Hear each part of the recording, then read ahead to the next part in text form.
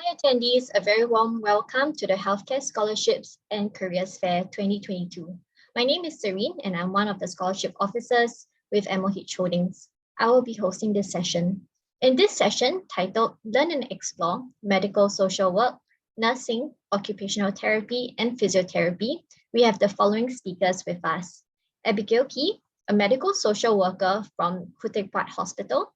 Lim Wei Liang, staff nurse from Bukit Batok Care Home. Jessica Law, senior physiotherapist, National University Hospital. And last but not least, Charlene Chin, occupational therapist from Singapore General Hospital. After the speakers share, we will have a Q&A whereby we will answer questions from the floor. Before we commence, please take note of some of these housekeeping announcements.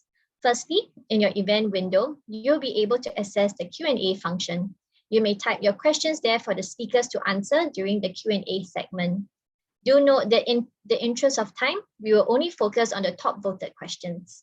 Should your question be unanswered, you may head on to the Q&A and event feed to ask them, or you may drop us an email at talent@mohh.com.sg. Secondly, don't forget to check out the games section to participate in our quizzes and games to win attractive prizes. And lastly, a gentle reminder that although we have a leaderboard contest going on, please do not spam questions and ask duplicate questions. This is for the benefit of everyone in the session. Without further delay, let's invite Abigail to kick off the sharing. Abigail, please.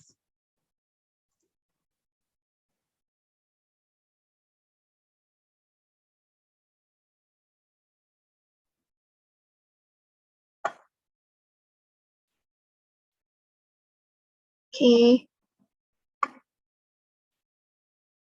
Let me share my slide.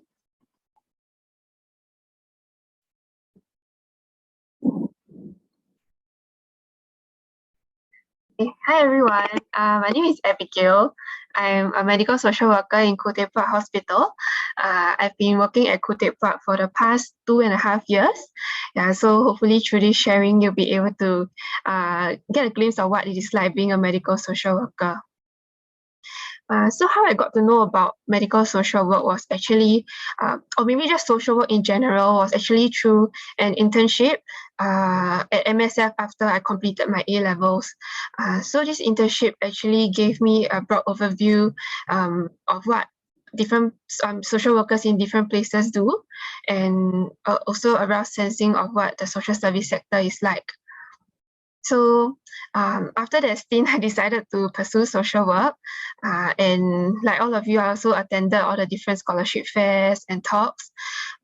And so why I chose to do medical social work in particular was because I think during the various scholarship talks, the hospital setting was what really stood out for me, because I felt that it really offered a dynamic work environment where you can work closely with those of different professions and different groups of patients. And when you think about those who actually get admitted in a hospital, most of the times it is a very big turning point for patients and families. And that would mean that I mean, for social workers, right, then it will be important for them to come in to support these patients and families, which is what makes MSW work challenging, but also important. And I feel that it will be something that will be meaningful to me as a career. So these are some of the different disciplines each of us as MSWs can specialize in when we work in KTPH. I think other hospitals, they do split it in different ways, but for Khoo Teck Hospital, this is some of the disciplines that we do offer. But of course, these disciplines do change along the way as there are different demands and manpower needs that crop up. Yeah, so other than disciplines also, we also split according to settings.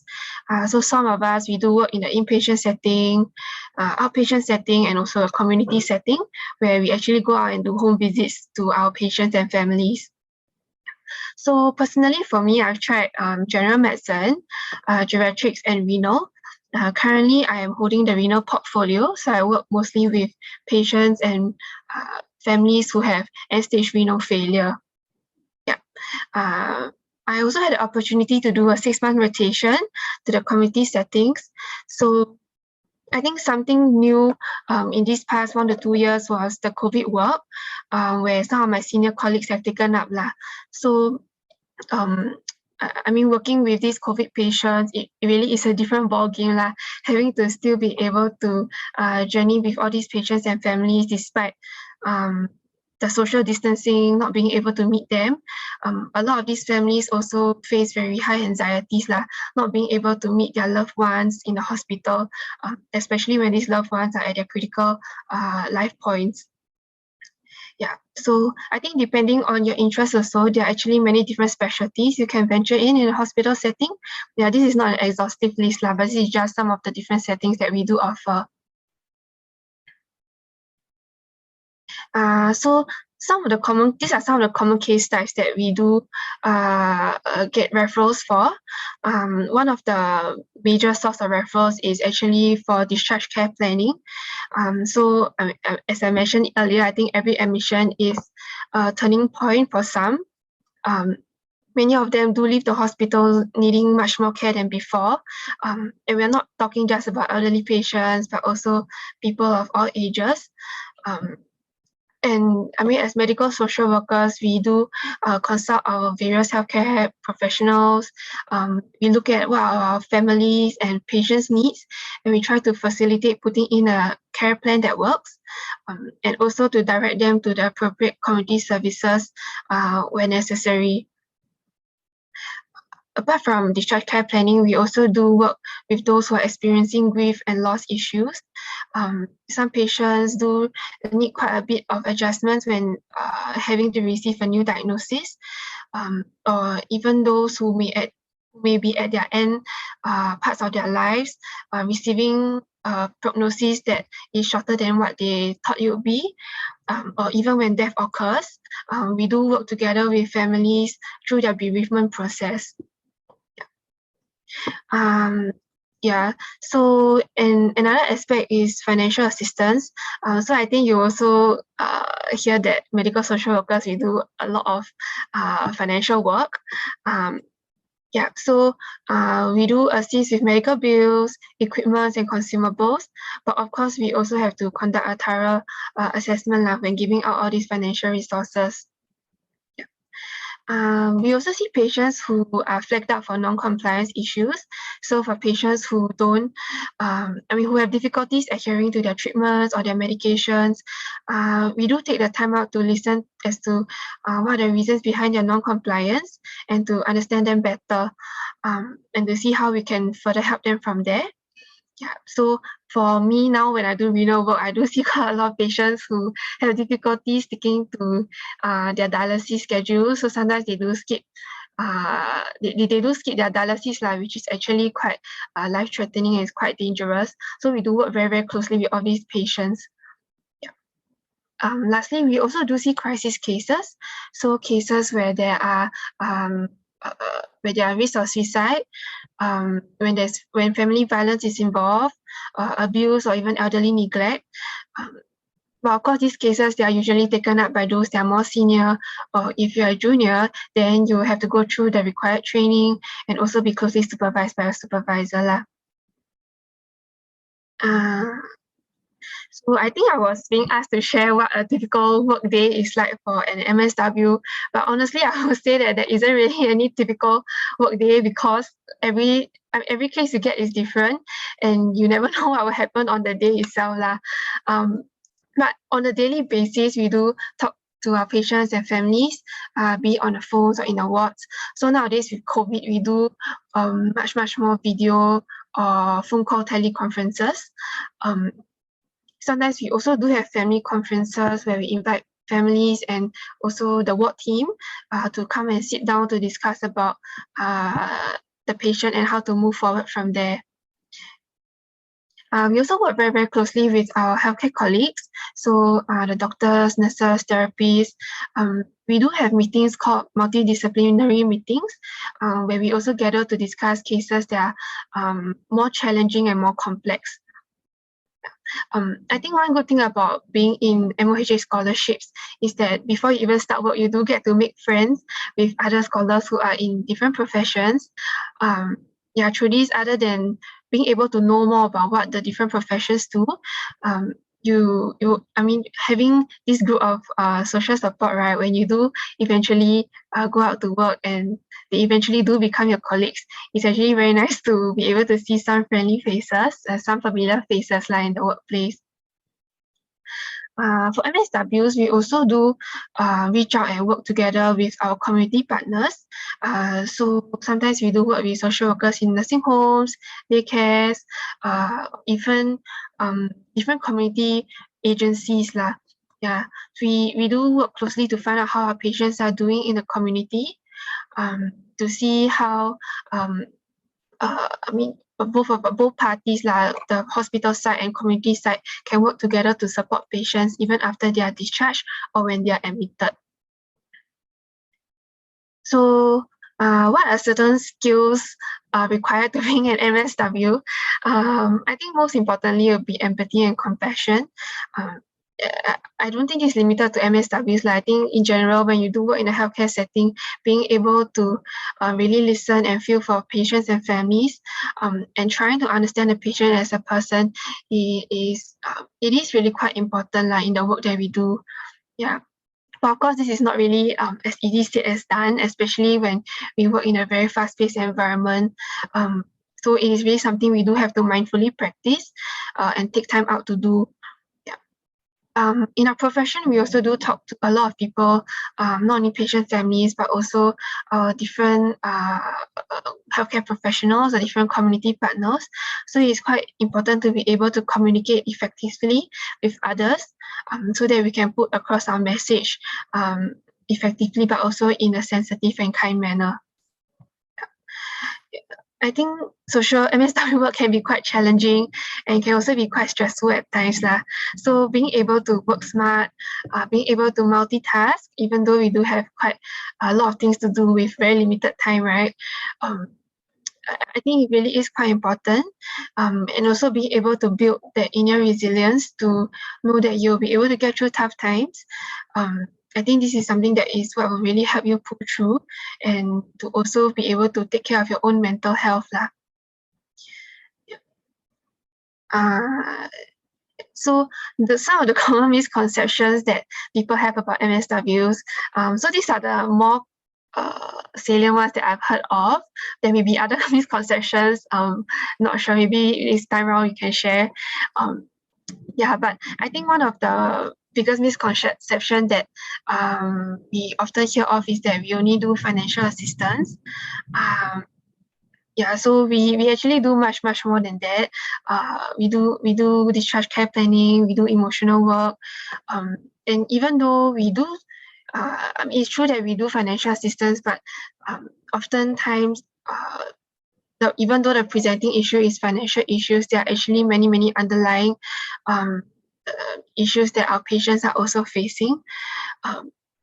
So this may be someone who has to give up his job to take care of their elderly parent, or someone who has really seen a loss in their functional status, leading them to not be able to work. So these are the different things that underneath this presenting issue of a financial issue, we do try to work with patients as well. I think some people also think that as MSWs, we also only sit in the office, but this is not true. We also do work in a ward-based setting. We also do work in clinics, and even community settings where we go out and do home visits with our community nurses, our community doctors. So I think some also will say that sometimes they will say that MSW work is quite touch and go. We don't really get to journey with our patients, and when our patients are discharged, then we straight away close case. Yes and no, because with our high workload, right, we also do have to choose very carefully and very wisely who we do want to invest more time and efforts in to continue following up with. Patients who are more stable and more independent on their own, then I think we can safely not follow up as closely as those that are requiring more assistance. Yeah, some of our patients also, we do see patients who come in and out of the hospitals, get admitted multiple times. So we do continue working with them every time they come in. Some of us also see patients regularly at the clinics. And sometimes even though when we do not do that direct touch with our patients, we also do keep close contact with our community partners to check in on how our patients are doing in the community, if there's anything that the hospital side can assist with. So I think that is all the main bulk of the sharing that I would like to do. But all in all, I think that there are many opportunities in the medical setting for social workers, especially now when we are needing more and more healthcare workers. And if you're keen to pursue social work, I think the hospital is actually a very good starting ground for fresh grads. It may be intimidating at first, but I think it's really a very good place to hone your clinical skills and to be able to gain that breadth of knowledge. I think in the hospital setting, you really also do get to see patients and families from all walks of life, and also be able to work with the different professionals and the community partners that our patients are also working with. Yeah. So I think that will be all for our sharing. Thank you for listening to what MSW does.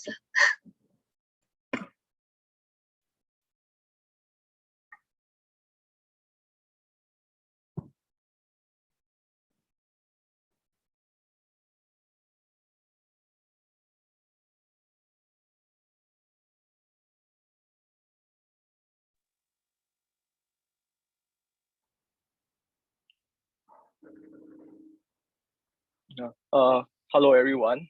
I'm Wei Liang lah. So today I'll be sharing with you about being a community care nurse lah. Yeah. So next slide please. Yeah. So short introduction of myself. I graduated from NUS in 2019. I was awarded the Community Nursing Scholarship, the midterm scholarship back in 2018. I've been at Bukit Batok Care Home with Vanguard Healthcare for about 2.5 years already lah. Yeah, so the reason why I applied for this scholarship and the reason why I'm working with Vanguard is because I have a keen interest in working with the elderly lah, especially when there's a increased demand for nurses, especially in elderly care. And also, if nursing is actually a very multifaceted career lah, that actually hones your hard skills, such as assessments, procedures, and also soft skills, which is also very important as well, like managing your colleagues, communicating with residents and family lah.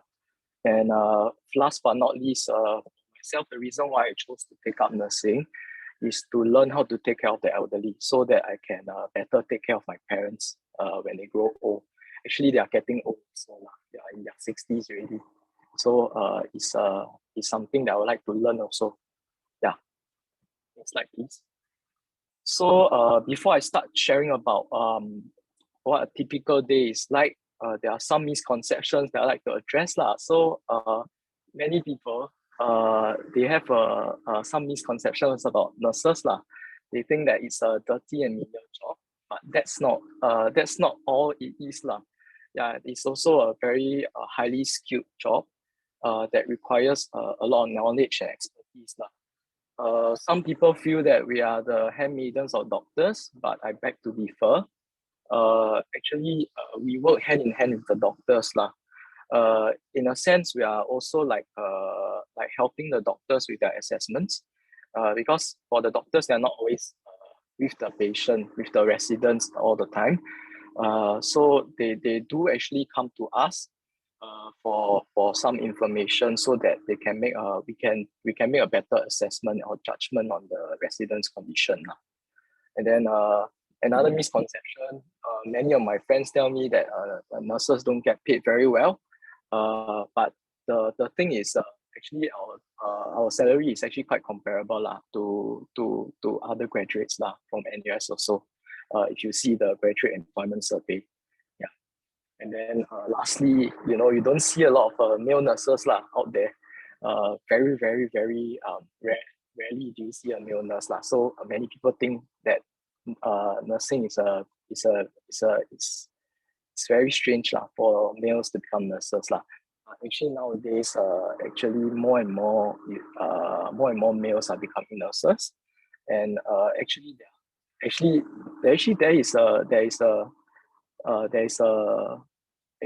it will be less and less strange lah. Yeah, it's not, it shouldn't be tagged to a gender stereotype lah. Yeah, that's what I'm to say. So typical work day for me, we do a lot of multitasking, as you can see in the picture here. So time management is very important for us. So there are many things that we have to do in our daily duty. We have to serve medications on time and correctly. For those residents with wounds, we have to do wound dressing. We also have to assess the residents' skin condition as well, to make sure that they don't develop any wounds also. And then if they have any wounds, we have to escalate it quickly so that it doesn't worsen. We also assess residents on their general condition and well-being. And then after that, usually on weekdays, our doctor will come in for those residents with medical issues. So whatever changes that are implemented by the doctor, we will have to follow up lah. That includes the ordering of medications.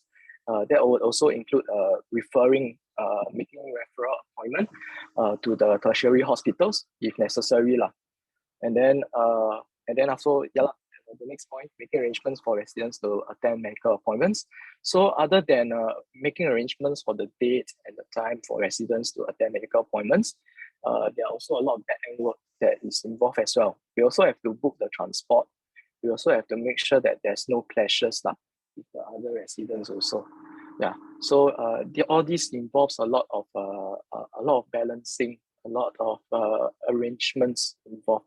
And then after that, for those residents that we need to for those residents with like something that is with some condition changes, we need to communicate with the family members as well. And then after, sometimes when the residents are going for their medical appointments, we will also need to call the family members and let them, so that because most of the time family members would follow the residents for the medical appointments lah. So we also need to inform as well. And then other than all the general nursing work that we need to do, we also need something that's very different about nurses in a nursing home compared to the nurses in hospital.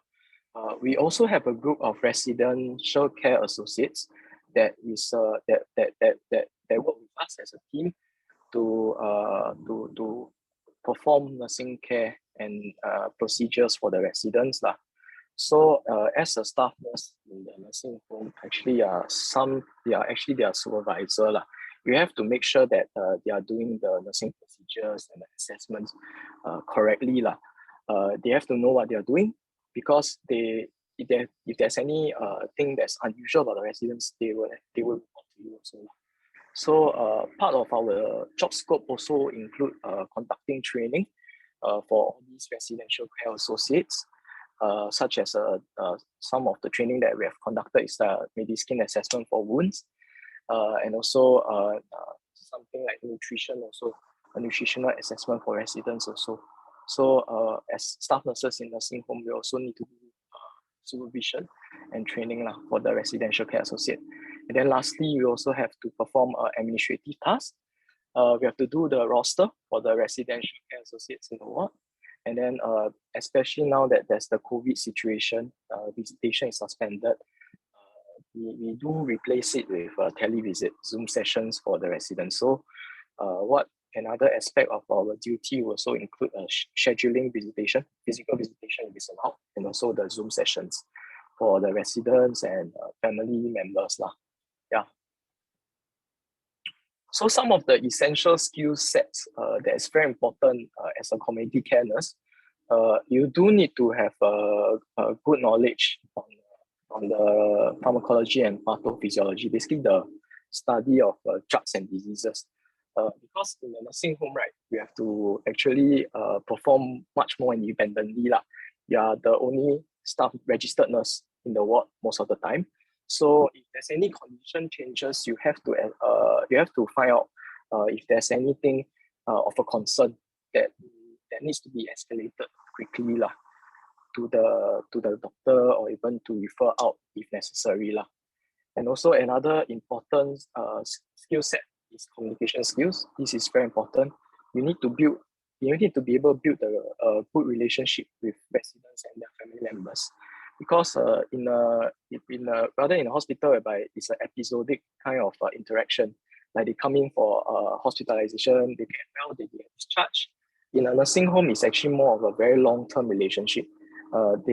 Once the resident come in, they'll be here for a very long time. So it's very important that you have to build that working relationship, that trust with the residents and their family members. Yeah, so that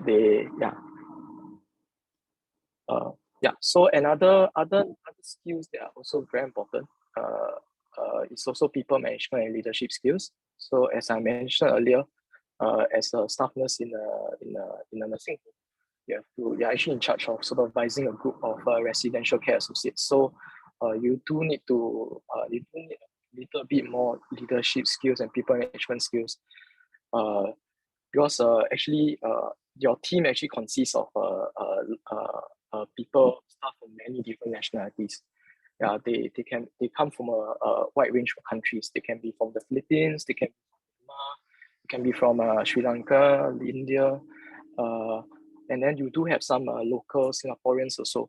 So to be able to gel them together for the common purpose of caring for the residents, right? This is also very important.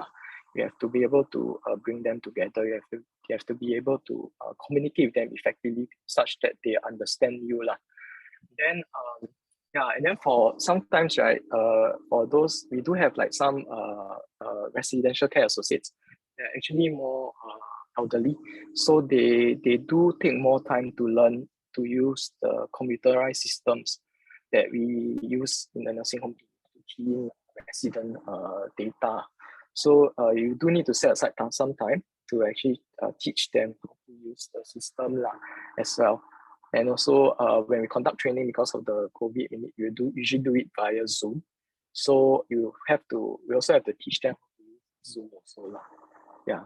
And then lastly is the time management and multitasking. I believe this is actually quite important for not just nurses but also healthcare professional as well. Yeah. So this is very important for us as well. So some parting words, some of advice for those who are considering. I believe you are here because you are thinking of joining the healthcare profession. For nursing is actually a calling. So you need to understand your purpose and areas of interest before you decide to pursue a nursing career. So you have to volunteer and work with the elderly to have a better understanding. So it may pique your interest in the community care sector. So for myself, actually during NS, actually I actually volunteer with the Red Cross, did house visits.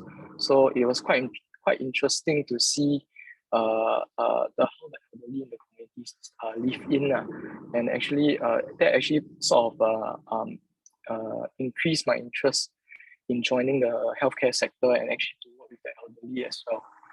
So actually once you join and once you discover your purpose, you'll actually find the community care sector to be very, very rewarding, because you have the opportunity to build a lasting relationship with your residents, your clients.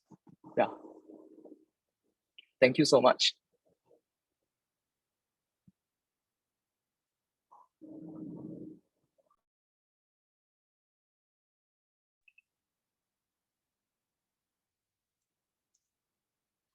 Okay, hi everyone. Let me just share my video. I'll share my slides. Hold on.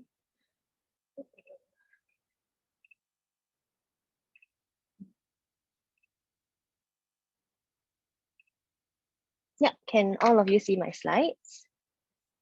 All right. Okay, so I hope all of you have had an informative session so far. My name is Jessica and I am a senior physiotherapist currently working at the National University of Singapore. And today I'll be sharing a little bit more about what it's like to be a physiotherapist.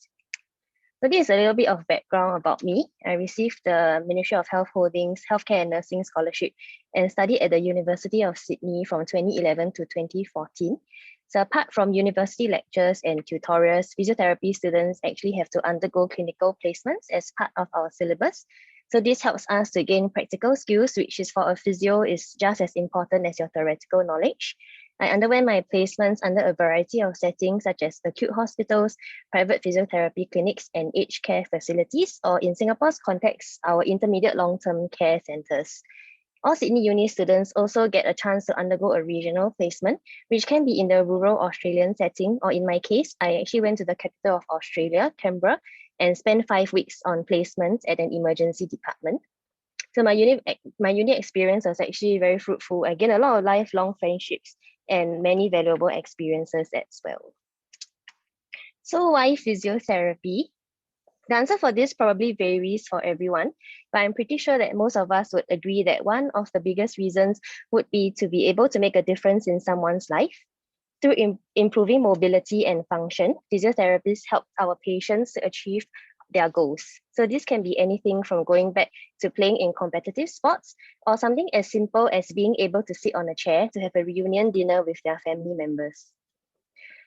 Healthcare is also a very fast-paced and dynamic work environment, and this is even more so for physiotherapists. Every patient is different, and there is no formula or recipe when it comes to treating them. We constantly have to reassess and adapt our treatment plans according to each patient. This keeps us on our toes, and while challenging, is very interesting and fulfilling as well. I also like that physiotherapy is a combination of an art and a science. So this means that we always have to remember to look at our patients beyond just their medical diagnosis. So apart from needing to have the knowledge about their medical issues, we also have to form a therapeutic relationship with them. So being able to communicate effectively and listen to our patients' issues allows them to trust us and let them be more willing to participate in therapy with us. Lastly, physiotherapists can have a diverse career pathways. So apart from being clinicians, many of us also wear many different hats, being educators, researchers, and also being involved in management. So let's take a look at a day in my life. Honestly, every day is different for us, but I try to start the day with food every morning. Okay, so this makes sure that I have enough energy to function and prepare myself for the day ahead. Next, I will go through my patient list. So this includes reading case notes and clinical charts to ensure that the patients are medically fit for therapy and for me to know what precautions I need to take when I'm seeing the patient. I will also plan out what I want to do with them during the session to help them to get closer to reaching their goals. Next, we move on to see patients. So depending on the day, I see patients in the wards, outpatient clinics, or even at their homes. I then end off my day with what I feel is the worst part, yet they call it a necessary evil, which is to write case reports. This is also the time where I evaluate what went well or could have been better during the therapy sessions and think about whether I need to modify any treatment plans. On certain days of the week, I also have to attend multidisciplinary meetings with different members of the healthcare team. So this can include the doctors, nurses, other therapists, and the social workers. And this is to bring up issues we encounter during sessions, discuss the patient's progress, and to facilitate discharge planning. The essential skills for the profession, I think firstly and most importantly, we need to have a willing heart to learn and to help. You need to have an open mind to be able to step out of your comfort zone and be non-judgmental as you navigate different and sometimes difficult encounters in healthcare. You need a listening ear. So this shows respect to both our patients and the colleagues that you're working with. And this allows your patient to trust you and be willing to work with you. And lastly, a helping hand. Everyone has a role to play in a healthcare team. The ability to work well with others creates an effective team to deliver the best care we can to our patients. So these are some misconceptions about my profession. Okay, the first one is you have to be very strong and sporty to be a physiotherapist. Definitely not. Okay. Yes, while I agree that it is important for us to be physically fit to some extent, Firstly, because we are, after all, advocates for mobility and physical fitness. But secondly, it is also to prevent injuries while we are working. However, not all of us are jocks. I was actually in a symphonic band throughout my schooling years, so I was definitely not the sporty type. I think everybody can be a physiotherapist, no matter your shape, your size, or your height. It is a manual handling techniques that you learn along the way that are important to let you handle your patient safely. Okay, second is physios just give massages. No, so we sometimes do manual therapy or massages to relieve pain and symptoms, but I feel that that is just the tip of the iceberg. The bulk of what we do is actually to assess our patients' impairments and treat them. And this is because we are trying to treat the underlying cause of a problem and prevent its recurrence, rather than giving patients a quick fix, such as a massage alone. So physiotherapy is only for people who have had a stroke, or have had injuries, or only prescribed exercises. So I think this is what the image most people have of physios, that we only work with stroke patients or patients with sports injuries. But in fact, physios have a role to play in a large variety of settings, especially in an acute hospital. The other areas that you can find us in can be in the critical care in the ICU, pre and post surgery, palliative or end of life care, women's health, pediatrics, community sector, and even dizziness and balance, which I am giving a shout out to because that's my personal area of interest. Okay, so this is why we have to study a broad area of topics and undergo multiple clinical placements in different specialties when we are studying. Physios usually find an area of specialty after a few years of rotations, and I do feel that there is something for everyone. And finally, some words of advice for everyone trying to find their way. Firstly, don't be afraid to ask questions. One of the best things about physios is that there is generally a very supportive and nurturing learning environment. And this is not just when you're a student, but continues on in the workplace as well. Everyone is constantly learning from each other and are all happy to share and help with however we can. Okay, secondly is to explore different healthcare professions. So you can do job shadowing and speaking to other people in the field before deciding on the one best for you. So unfortunately, with the current situation, it may be difficult, but I personally went on a job shadowing after my A-levels to follow different healthcare professionals. And that was actually what cemented my decision to pursue physiotherapy back in the day. And lastly, while challenging, working in healthcare is something I feel is a huge privilege. Especially as therapists, we know that rehabilitation is hard work. It is very, very hard work. And we work very closely with our patients. So what I love about my job is that I actually get to witness a level of perseverance and tenacity that we don't usually see in everyday life. Some of my patients have really shown me what courage looks like, and they continue to amaze me every day with what they can achieve. And I really love how I get to see my patients improve day by day. It's actually rewarding for me to see them meet their goals. Okay, so I hope all of you have found this useful, and no matter what profession you end up pursuing, I hope that it is something you find fulfillment in. Thank you.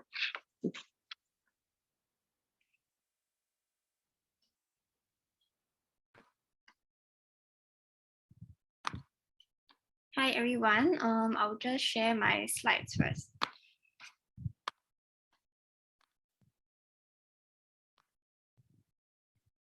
Okay, can everybody see? Okay, hi. So hi everyone, my name is Charlene and I'm an occupational therapist and I've been working in SGH for the past 4 over years.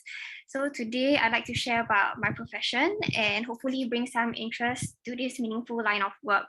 And I'll be happy to answer any questions that you may have later on as well. Okay, so I think there's definitely more knowledge and awareness in these few years. But when I first started my studies in this course about 9 years ago, and even now, there's still many people, even my own family and friends around me who don't really know what is it that I exactly do. Okay, so some people would ask or think, do occupational therapists help someone get a job? Are they the same as physiotherapists or maybe not so important? Is it that they only work with the elderly and they bring them to, and they help them to bathe and then bring them to the toilet? So these things are actually misconceptions, and hopefully by the end of my sharing, you'll be able to have a better understanding of the professional skills we have and the value that we bring to healthcare and daily living as well. So why the term occupational therapy and what does it mean? So the word occupation actually refers to things that you occupy your life or your time with. So it's all the various activities that make up your life. Includes things like self-care, what you might do for leisure, what you do what you do to be productive, like either your studies or work, and how you socialize in your community as well. So all these includes things that we need to do, we want to do, or are expected to do as people living in our present age and culture.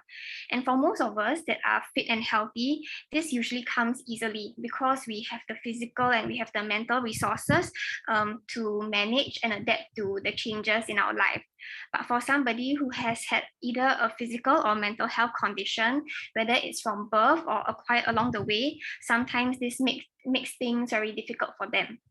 So that's where therapy comes in, where it's the process of enabling persons to perform and participate in life in spite of the very debilitating conditions that they might have. So for that reason, OTs work with people across the lifespan from young to old and with a variety of health conditions as well. It's hard to capture exactly in one sentence what is it exactly that we do, but to give you a better understanding, these are some concrete examples. So for example, we help a stroke survivor to dress himself with one hand. We also help an amputee to move around the community independently, so it can be by use of assistive devices like motorized scooters, motorized wheelchairs. We also help a person with anxiety to develop practical self-management strategies so that they can continue to engage in work. We also can help a child with developmental delay to develop the appropriate motor and cognitive skills that they need through various forms of play as well. And another example is that we can help a caregiver of a person with dementia to build routines that integrate time for self-care so that they don't get burned out too fast. Okay, so all in all, what we hope to do is to empower and equip the people that we meet with the necessary life skills so that they can adapt and not be restricted by whatever health conditions that they have. So what skills are needed? What are the important skill set that we need to utilize in our daily clinical work? So of course, the very important foundational thing that we need is knowledge. How a human body works, how it develops and changes throughout a person's life. We also are always trying to keep up to date with latest evidence-based intervention and assistive technologies. And what all the other healthcare professionals before me have shared, communication and collaboration is of utmost importance, and it's a bread and butter of being a healthcare professional. We also do have to use very critical observational and analysis skills, because when a person does an activity, a lot of the times there are many factors at play. So we need to critically assess in order to pick out what is it exactly that's limiting this patient's performance in a certain activity, so that we can then have therapy that's very targeted at that specific area. And last but not least, we also do need a lot of creativity and problem solving, because oftentimes there's no one size fits all approach. Even after the same condition of the same stroke, for example, people would present very differently, and the things that they need or want to do might also be very different. So where can you find an OT? You can find an OT actually in a lot of different places, both acute and community hospitals, day rehab centers, nursing homes. For children with special needs also, you can find OTs in early intervention centers or special needs schools, mental health institutions, and other community and social service agencies as well. OTs also do act as consultants for certain industries. For example, BCA, the Building Construction Authority in Singapore, also does have OTs to assist with developing guidelines for universal design and to make spaces more accessible for persons with disabilities. What does a day in the life of an OT look like? It would definitely differ greatly depending on where you're working, but I'll be just sharing from my perspective as somebody who works in SGH, which is a large acute hospital and where things are always very hectic and dynamic. Okay, so of course, a large amount of time is spent on patient care, and because the patients that we face are mostly in the acute phase of illness, we do have to spend time looking up their medical updates and also trying to share the caseload between us. Then there's also one-to-one therapy time, which might range anywhere from like 15 minutes to an hour. And then of course, administrative work, where we do have to do documentation for all the patients that we see so that we can track their progress and for the team to be able to look at as well. And then we have multidisciplinary meetings where we discuss the care plans of the patients together with the healthcare professionals. And sometimes we do bring in the caregivers to have a family conference as well. Okay, so there are many different things that we do within our patient contact time. And actually a lot of the hard work includes things like even equipping them with skills like how to get out of bed, how to use their hand in a functional way to hold different objects, and how to even balance themselves in a sitting position so that they can eat, so that they can shower, and so on. But the pictures also show other things that we do, like training people to use motorized devices to get around. On the top right-hand corner, it shows a plastic splint that we fabricate for patients who have had hand injuries and need their hand to be positioned or like immobilized in a certain angle to allow for better recovery. And before COVID, we did have some group sessions as well. For suitable patients, especially when there's a festive period, then that's a good opportunity where we can get patients together in the ward to participate in some crafts and to have some social interactions with each other as well. Other things would include things like both intra and interprofessional learning sessions, where sometimes we give talks or we receive talks from other healthcare professionals. We also have tutorial sessions so that as a team, we can continue to build up on our knowledge and improve our clinical practice. There's always things like research and innovation projects going on, providing supervision to students or new staff and other professional development courses that we can attend, and community outreach as well. So some reflections on why I chose this profession. To be very honest, when I just had completed my A-levels, I really didn't know what I wanted to do either. And it was my mother who actually introduced me to this profession. Yeah, so I managed to have the opportunity to shadow an OT for one day in a special needs school. And at the time, then I just decided to take a shot at in the OT course. So I would say that, of course, there's no guarantee that when you enter a certain course of study that you'll be 100% suited for you and that it'll be a very plain sailing. But I would say that healthcare is a very giving profession as well. But the reason for myself why I've stayed and am continuing to stay would be because of a few reasons, like my growth as an individual and a professional as well. So from someone who's originally and still quite introverted, but can now approach and work with many different kinds of people from all walks of life, have my own professional and clinical judgment and valuable area of expertise. There's also a lot of constant learning.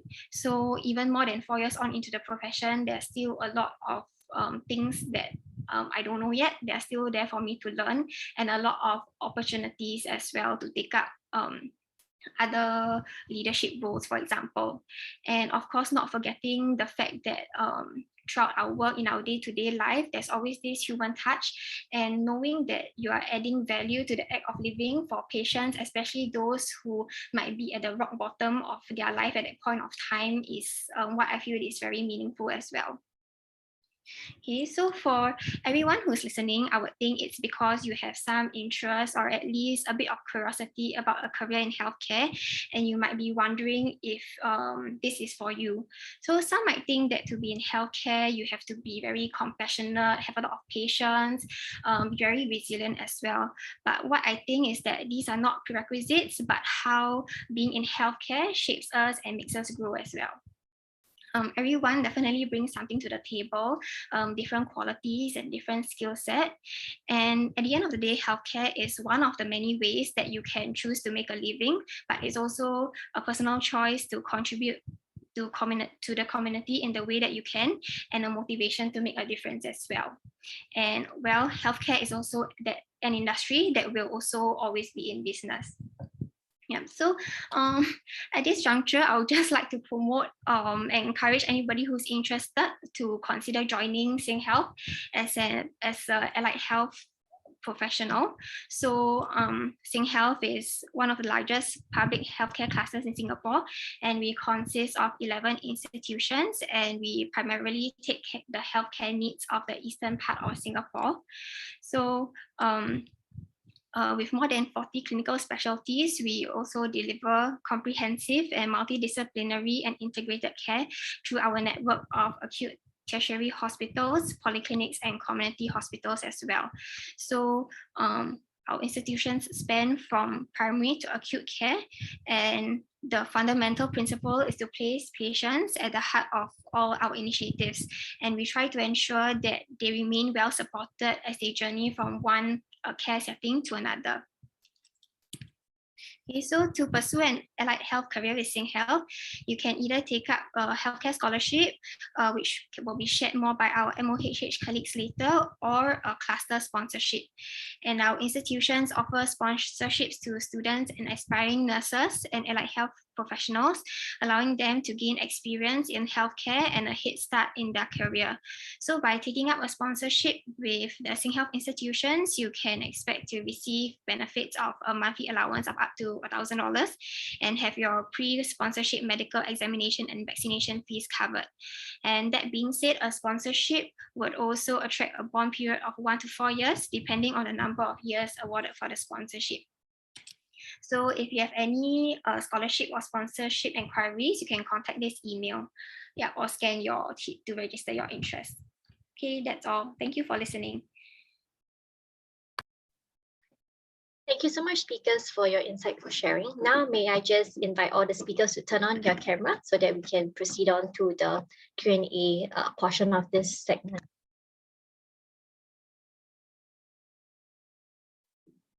Thank you so much for everything that you're, all the things that you have been sharing. So we'll just proceed on to a short time of Q&A. So the first question is to any one of the speakers. May I know why you decided to choose this particular discipline over the other healthcare disciplines? The second part of the question is, what are some of the factors that I could consider before deciding on which course I would like to take to pursue in uni? So for any speakers to chime in on this.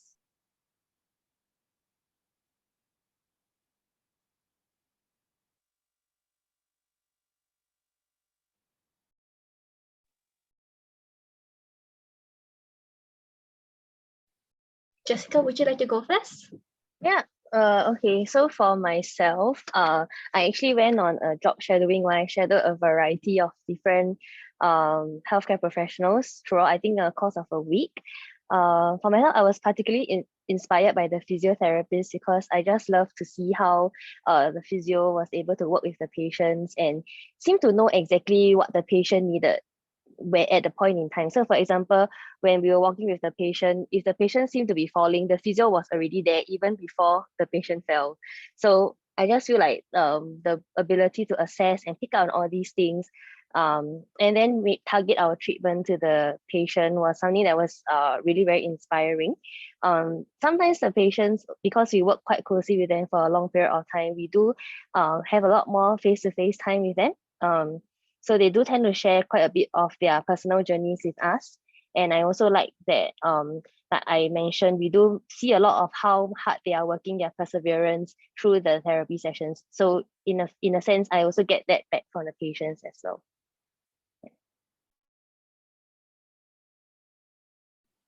Thank you, Jessica. How about either Charlene or Wei Liang? Would you like to chime in on this?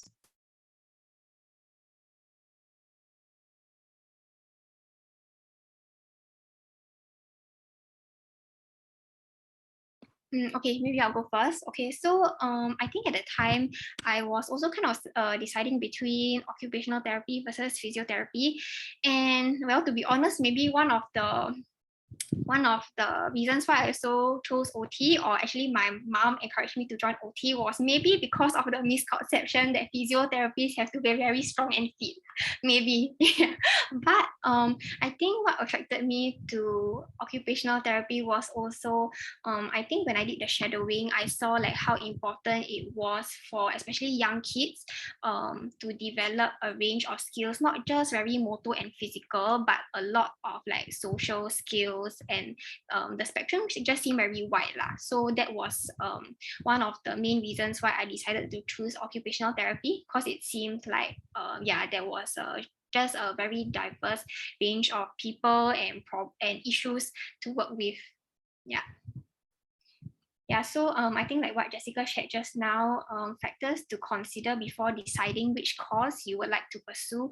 I think definitely going for shadowing if you can, or just looking up online, or just trying to find people to especially people who have been in the profession for some time to talk about and to understand their perspectives. I think that would be very useful. Yeah. Thank you so much, Charlene. So we'll just proceed on to the next question. So this question is for Abigail. How often do you get to interact with patients, since you spend a lot of time with the multidisciplinary team? And so how has your experience been? So you can probably share the good and the bad of interacting with patients. A question. I do actually interact with our patients on a daily basis lah. Even though we do spend quite a lot of time getting inputs from other healthcare colleagues, right? Ultimately, we do take it back to patients as to find out more about what they want, what is their preferences, and we also want to know how they're actually coping emotionally. So for myself, now that I'm doing renal work, right? So I think an example would be that for every dialysis patient, or every patient that has kidney failure who needs to start on dialysis, we will also purposely take the time out to go and have a talk with them to find out how they are actually coping with this initiation.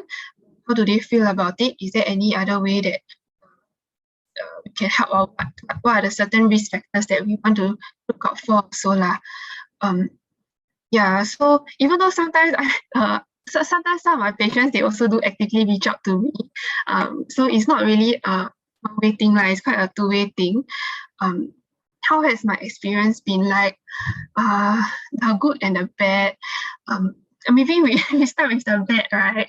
I think sometimes patients, they can be a bit towards the anxious side lah. So sometimes they do say things that may not be in a very nice way, but we also know that these are the people who are really not having very easy times in their lives. So we also do understand. We do understand their circumstances. Most of the time, we do try to process some of their emotions with them. Like, hey, I observed that you are being more, you're getting angry more easily these past few days. Like, is there something going on?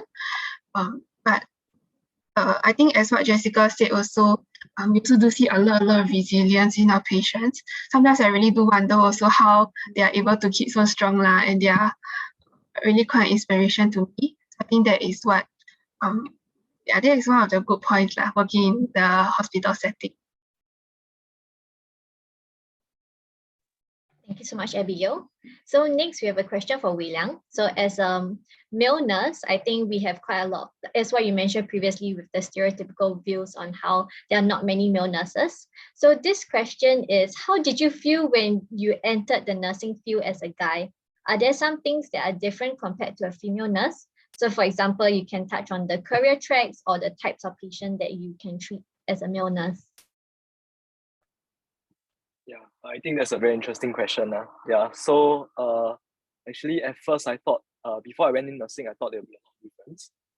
After I went in, actually I felt that there really isn't much of a difference. But the most important difference, I would say the most noticeable difference, is that we actually rotate through a variety of different postings during our nursing student days.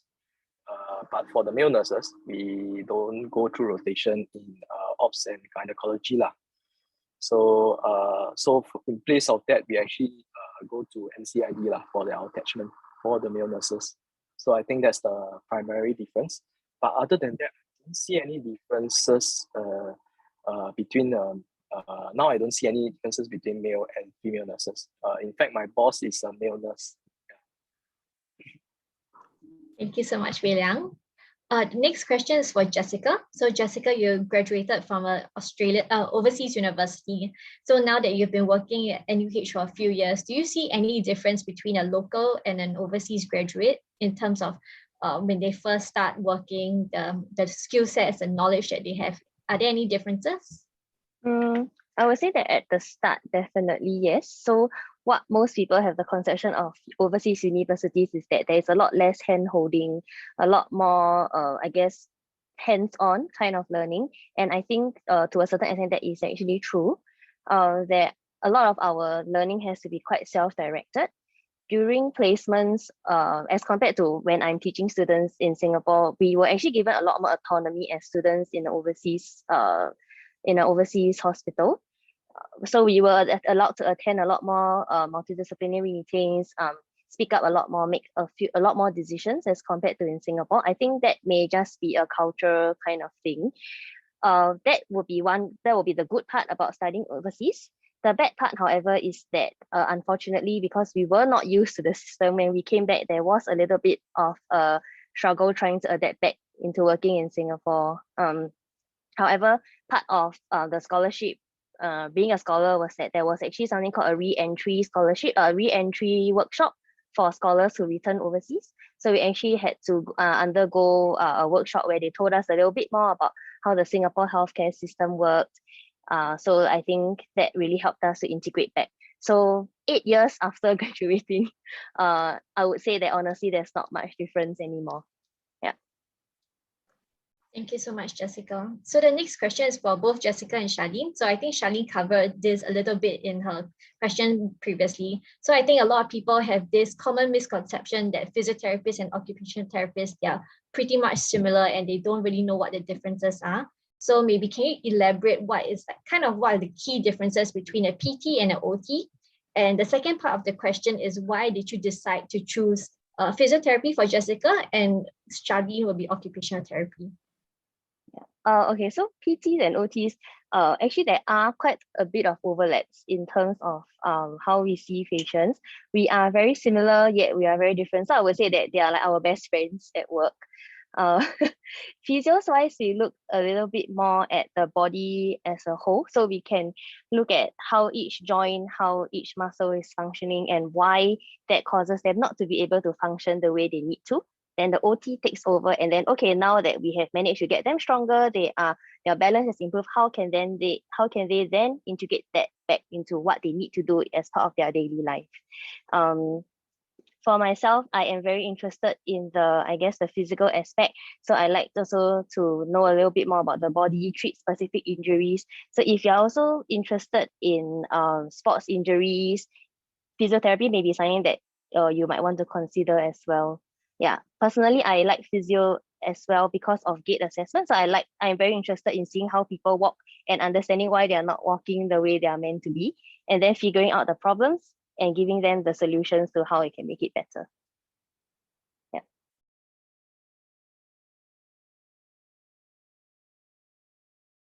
Okay, yeah, I'll share as well. So I think I think in places overseas, sometimes how the physios and the occupational therapists work together or alongside one another might be different, but I think at least for the acute setting or where I'm in, to give example, for example, if it's a stroke patient, for example, then the occupational therapist would usually work a bit more on the upper limb, like the hand function, because a lot of times that affects a lot of how a patient does daily activities like eating, wearing their clothes, using the handphone, and so on. Whereas the physiotherapist works more on the ambulation, the walking part lah. So I think that would be one of the more obvious examples. But that being said, we really do work very closely alongside one another, and we're always asking and checking in with one another about how the patient is doing. So especially for a lot of the patients that we see in the acute phase of their illness,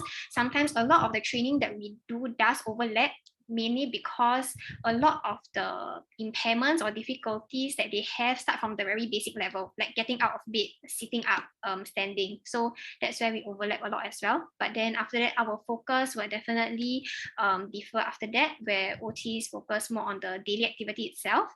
Yeah, and then for OTs, another thing we do is a lot of equipment prescription and looking at the home environment as well. So a lot of daily living aids, kinds of wheelchairs or motorized devices or things like that. Even how to transfer or move a patient out, what kind of assistive devices that they need. Those are one of the things that we specialize more in as well. Yeah. So that is one thing. Yeah, I think the reason why I chose OT, I think I explained it just now already lah. Yeah. Thank you so much, Charlene and Jessica. So next question is for any one of the speakers regarding the whole COVID situation. So it's kind of a two-part question. So one is, the first part is with students, they want to do job shadowing, but we understand with this whole current COVID situation, it's quite hard to get attachments or internships at the hospitals. So they're just trying to check in, other than doing job shadowing opportunities in the hospitals, is there anything else that they could do to get a similar experience before they actually embark into choosing a university course? And the second part is more related to your job scope. So the second part is, how has COVID changed your job scope? So first one is job shadowing, and second one is impacting your job. Yeah, actually, I think I'll go first lah. So actually because of COVID, we do not have any volunteers coming in lah, especially for my workplace. But what we do is we still have volunteers coming in to engage our elderly residents via Zoom. So maybe that's one way you can actually approach it lah. And also you can actually take part in volunteer activities online lah. In that way, you get to interact with the elderly, and then they get to stay safe. Also, you also get to experience what is it like to work with the elderly. Yeah. So that being said, actually, to be honest, COVID has actually given us quite a number of challenges in our work lah. So, but we have to find ways to overcome it, and actually the primary consideration as over here in our nursing home, we have to keep our elderly safe. So we do have a lot of measures that we have put in place to make sure that they are safe.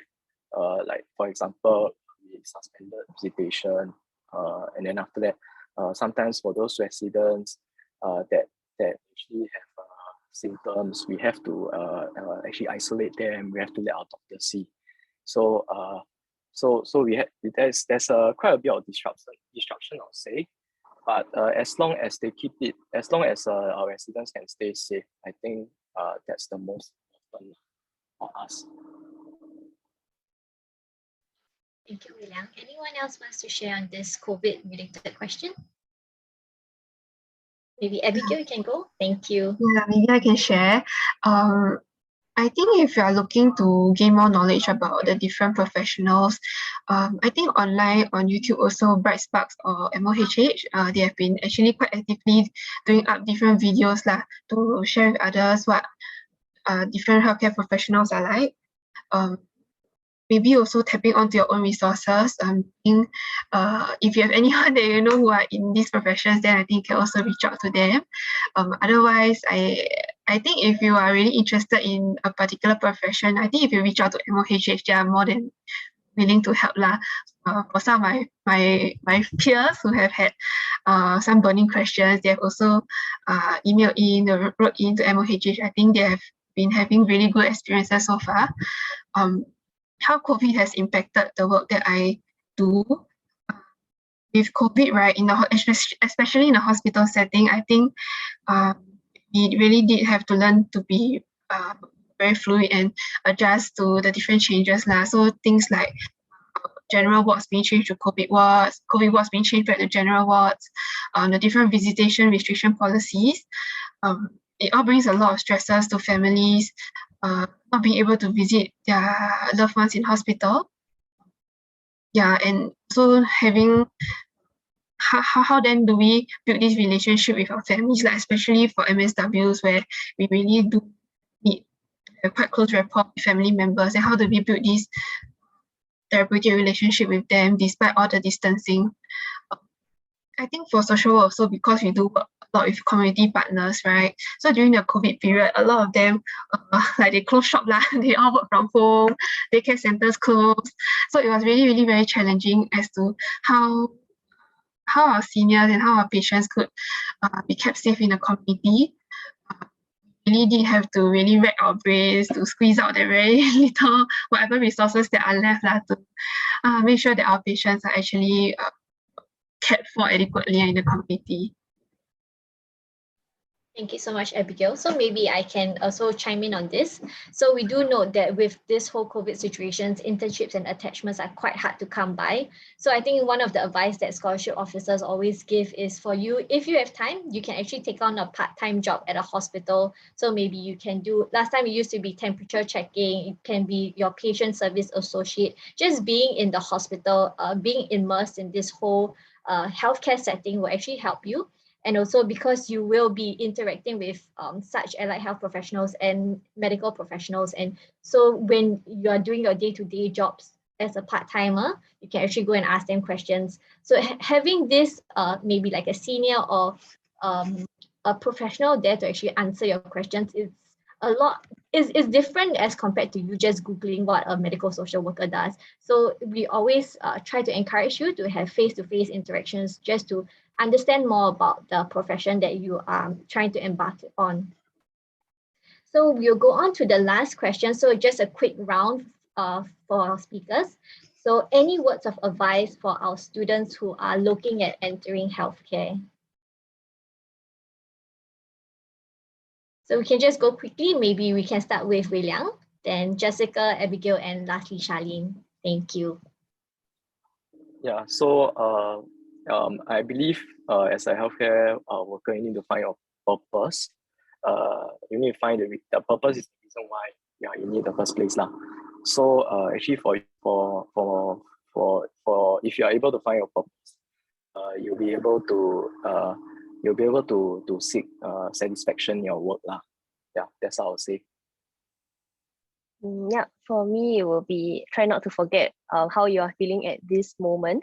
Why you so I think all of you are here because you are interested, you are keen to help, you want to learn a little bit more about how you can help.